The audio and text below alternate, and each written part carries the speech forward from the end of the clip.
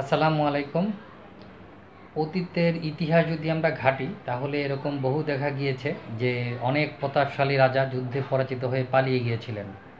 আর ঠিক তেমনইভাবে বেনজির আহমেদ বাংলাদেশের প্রতাপশালী আইজিপি, যাকে এখন চিত্রিত করা হচ্ছে একজন ভূমিদস্যু হিসেবে, একজন দুর্নীতিবাজ হিসেবে। যদিও আওয়ামী লীগ সরকারের আমলের আইজিপি হওয়া পর উনি শুদ্ধাচার পুরস্কার পেয়েছিলেন। বাংলাদেশের মানুষকে শুদ্ধ করা, অর্থাৎ বাংলাদেশের যে কোনো দুর্নীতিকে শুদ্ধ করা আওয়ামী লীগ সরকারের দেওয়া শুদ্ধাচার পুরস্কার এই আওয়ামী লীগের আমলেই কেমনে ধূলিসাৎ হচ্ছে তা দেখাই যাচ্ছে। এই বেনজির আহমেদ, এখন শোনা যাচ্ছে উনি তুরস্কের নাগরিকত্ব নিয়েছেন, উনি স্পেনে তার সেকেন্ড হোম করেছেন, উনি দুবাইয়ে আছেন না সিঙ্গাপুরে আছেন এটা একমাত্র আল্লাহই জানে।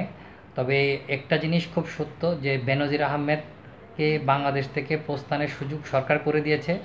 আর স্বাভাবিকভাবে সরকারের বিভিন্ন মহল, স্বরাষ্ট্রমন্ত্রী এবং অন্যান্যরা বলছে যে বেনজির কোথায় আছে তারা জানেন না।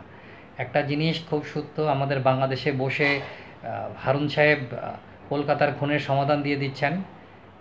উনি বাংলাদেশের পুলিশ অনেক অনেক সমস্যার সমাধান দিয়ে দেয় বিভিন্ন জায়গায় বসে, কিন্তু বাংলাদেশের বেনজির আহমেদ দেশ ত্যাগ করে চলে গেছেন, এটার কোনো খবর তারা দিতে পারছেন না বা কেউ দিচ্ছেন না। এটা আসলে খুব স্বাভাবিক ব্যাপার যে বেনজির আহমেদকে পালিয়ে যেতে সহায়তা করেছে সরকার, এবং সরকারের সহায়তায় বেনজির আহমেদ পালিয়ে গিয়েছেন। তার সাম্রাজ্য হয়তোবা এখন কিছুটা হুমকির সম্মুখীন। সেই সাম্রাজ্য হয়তোবা কীভাবে টিকানো যায় সেটাও বেনজির আহমেদ হয়তোবা সরকারের সাথে লিয়াজু করে বা অন্য কারোর সাথে লিয়াজু করে সেটা টিকিয়ে ফেলবেন, এতে কোনো সন্দেহ নেই। তবে এইটুকু আসলে প্রমাণ হচ্ছে যে আওয়ামী লীগ সরকার হচ্ছে একটা দুর্নীতিবাজ সরকার।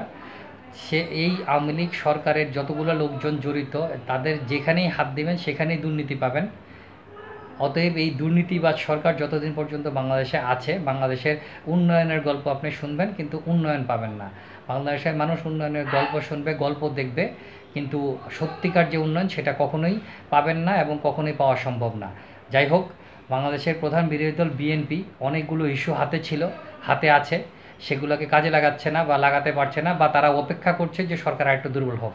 একটা জিনিস সত্য যে সরকারকে দুর্বল হতে দেওয়ার চেয়ে এখন সরকারের উপর যদি একটা চরম প্রেশার তৈরি করা যায়, সেই প্রেশারের ফলে সরকার আরও দুর্বল হবে। আর যদি প্রেশার তৈরি করা না হয়, কোনো না কোনোভাবে সরকার আবার শক্তি অর্জন করে ফেলবে। অতএব বিএনপির নেতৃবৃন্দকে অবশ্যই এই সুযোগটা নিয়ে, তারা ঈদের জন্য হয়তো অপেক্ষা করছে, ঈদের পরে তারা হয়তো বা কিছু চিন্তাভাবনা করছে, আসলে কোনো কিছুর জন্য অপেক্ষা করার এখনও সুযোগ নেই। এখন প্রতিটা দিন, প্রতিটা সেকেন্ড ব্যবহার করতে হবে। এখন আমরা জানি না যে আমাদের প্রধান বিরোধী দল বিএনপি আসলে কী ভাবছে। অবশ্যই আমরা আশা করব বিএনপি বাংলাদেশের মানুষকে মুক্তি দেওয়ার জন্য তাদের সর্বোচ্চটা প্রয়োগ করবে। এইভাবে বসে থেকে বা অপেক্ষা করে বা অহিংসতার আর কথা বলে আসলে সরকার পতন ঘটানো যায় না।